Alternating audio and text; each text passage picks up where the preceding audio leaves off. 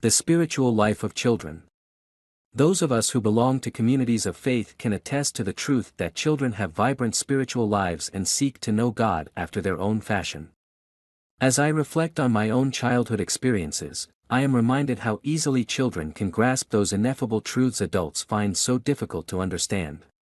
When I was 9 and she was 10, my sister saw an angel sitting at the end of my bed. I did not see the angel myself, but I had no doubt that she had. Of course, an angel would come to sit on my bed. Of course, some force of good, some source of light would always surround us. The appearance of my sister's angel marked the beginning of my own awareness of God's presence in my life. God was present. But how to communicate with God?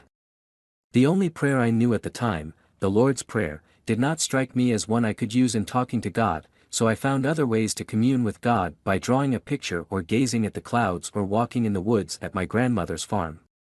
At such times, I became keenly aware that God was not distant or inaccessible, but had made a home in my innermost being, my soul. The sheer number of Baha'i prayers revealed for children serves as a powerful reminder that in the Baha'i tradition children are viewed as having spiritual agency.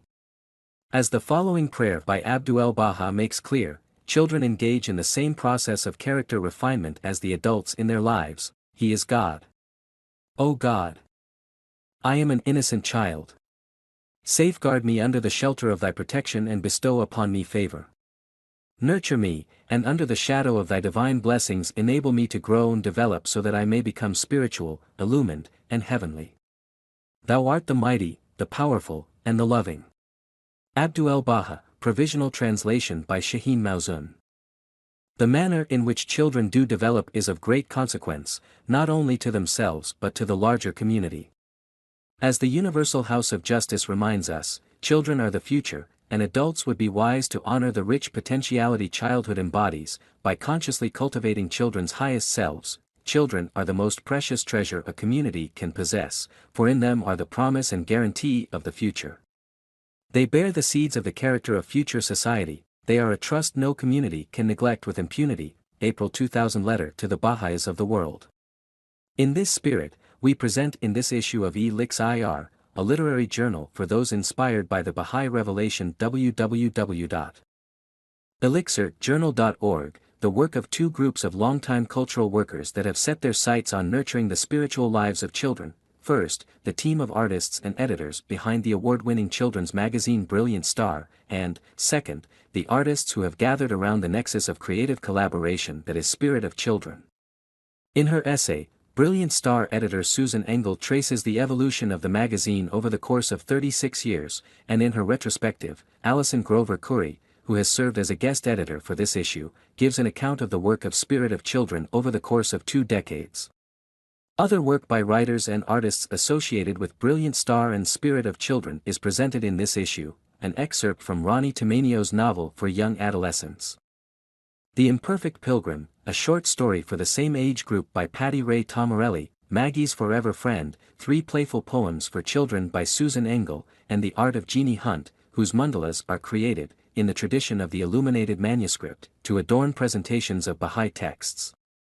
To the poetry offerings, we add My Own Advice to a Daughter, written, in the age-old tradition of advice literature, for a daughter on the cusp of young adulthood. Take a look at how the good wife taught her daughter, a poem written in the 1400s, to see how far we have come in our thinking about how young women should comport themselves. To the fiction offerings, we add an excerpt from Beverly Patton's The Red Roan Stallion, a novel for teens that tells the story of the search for a horse for Baha'u'llah. It is our pleasure to present an excerpt from an unpublished picture book created in Iran. In the painting, Nigar Yazdani illustrates and tells the story of a young girl who learns to appreciate her own drawings and paintings only after she has entered imaginatively, and literally, into them. The text of the painting has been translated into English by Shaheen Mauzun, who joins Elixir as our staff translator. For this issue, Shaheen has also translated a Persian prayer revealed for children, which is illustrated by Nigar Yazdani, as well as an excerpt from a novel by Baser Samami. It is our hope that the new translation section that appears in this issue will be a regular feature of Elixir. Perhaps my greatest surprise in putting together this issue was to learn that among those English-language authors who take their inspiration from the Baha'i Revelation are some who are publishing high-quality young adult fiction in the fantasy genre. Among them is Mary Victoria, whose series of 3 fantasy novels, Chronicles of the Tree, was published in 2010-11 by HarperCollins in Australia.